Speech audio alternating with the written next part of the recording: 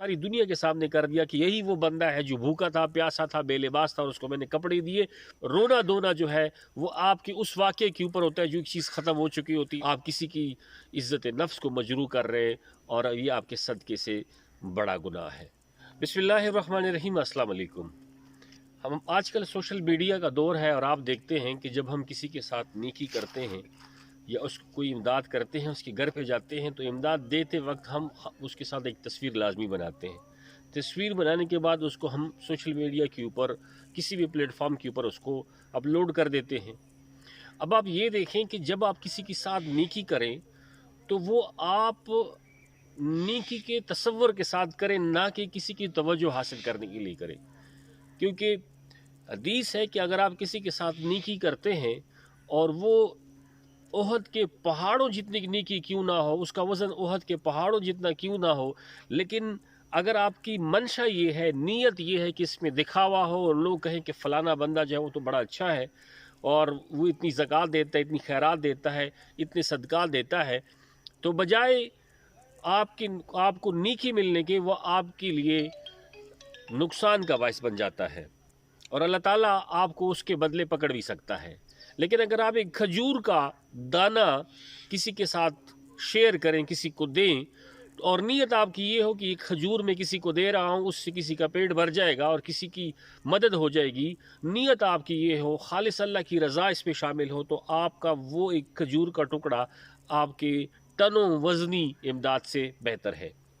तो आप किसी के साथ भी नेकी करें तो इंटेंशन के साथ करें, किसी की अटेंशन हासिल करने के लिए बिल्कुल ना करें। क्योंकि आपने कभी ये नहीं सोचा होगा कि जिसके साथ मैं तस्वीर बना रहा हूँ, उसको सारी दुनिया को दिखा रहा हूँ कि ये बंदा भूखा था, ये बंदा प्यासा है, ये बंदा बेलिबास था, मैं इसको लिबास दे रहा हूँ, मैं इसको खाना दे रहा हूँ। तो वो बंदा अपनी ज़ात में वो छुपा हुआ था, किसी के सामने नहीं था, लेकिन आपने उसको इमदाद देकर सारी दुनिया के सामने कर दिया कि यही वो बंदा है जो भूखा था, प्यासा था, बेलिबास था और उसको मैंने कपड़े दिए, तो उसको मैंने पैसे दिए, उसके साथ मैंने खैरात की। याद रखें, आप किसी की इज़्ज़त नफ्स को मजरूह कर रहे हैं और ये आपके सदक़े से बड़ा गुनाह है।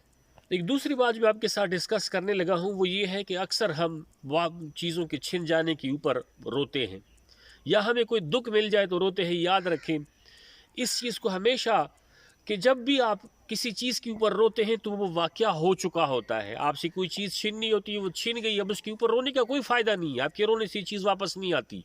इंसान मर जाते हैं, हमें नुकसान हो जाता है या कोई और हमें तकलीफ़ मिलती है, इसके ऊपर हम रोते हैं। रोना हमारा हमेशा उस चीज़ के वाक़या होने के बाद होता है, वो चीज़ ख़त्म हो चुकी होती है, लिहाजा उसके ऊपर रोने की कोई ज़रूरत नहीं है।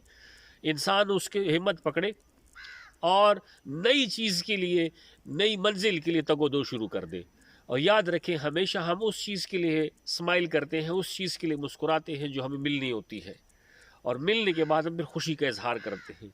और रोना धोना जो है वो आपके उस वाक़े के ऊपर होता है जो एक चीज़ ख़त्म हो चुकी होती है, लिहाजा ऐसी चीज़ों के ऊपर बिल्कुल नहीं रोना। जो एक चीज़ वाक़या हो जाता है उसके बाद उसको रोने का क्या फ़ायदा। स्माइल करें, नई मंजिल की तरफ दौड़ें, नई मंजिल आपको पुकार रही है। हमेशा याद रखें, दूसरों का भी साथ दें, ये आपकी ज़िंदगी में मुस्बत तब्दीली लेकर आएगी। अल्लाह हाफ़िज़।